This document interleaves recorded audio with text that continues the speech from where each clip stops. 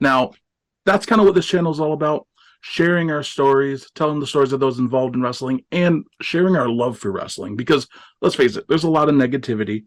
But in the end, pro wrestling is what drives so many of us. So many of us have dedicated our lives to it, grew up loving it. Some have had careers, some just lifelong fans.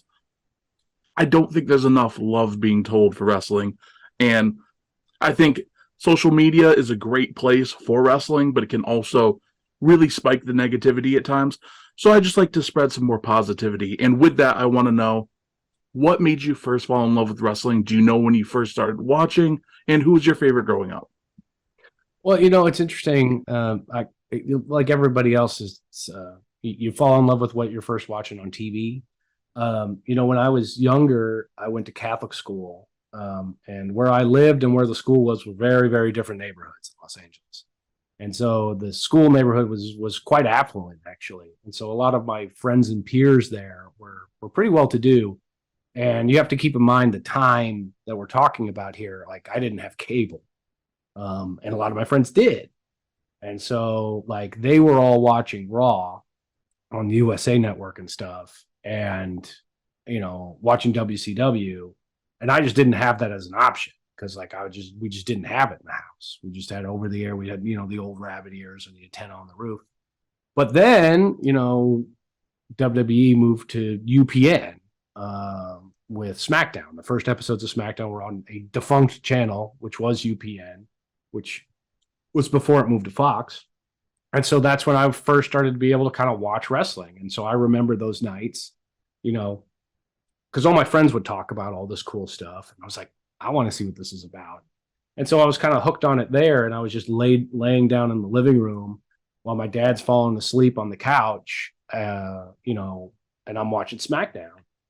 And so that was kind of my first, introduction into it. And so all the Attitude Era guys are the first, people that I, fell in love with, The Rock, Stone Cold, Mankind, The Undertaker, Kane. I was a huge Kane fan when I was a kid.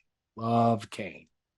So, that was my first, foray into it. And then, after that, my mom eventually did get cable. And then, I'm going to high school and my friends are also into wrestling.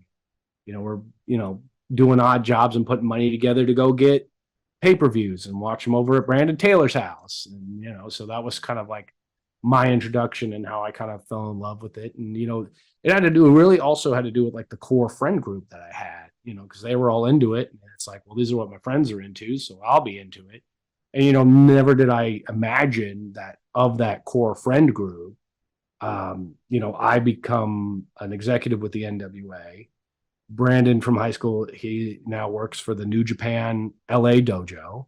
And Mark Donica, who is back working with NXT.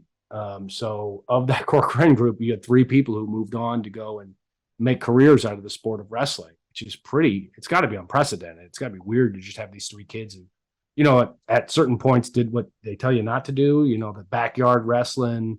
We were getting those old DVDs and tapes of all that stuff that, doing stuff you really shouldn't be doing.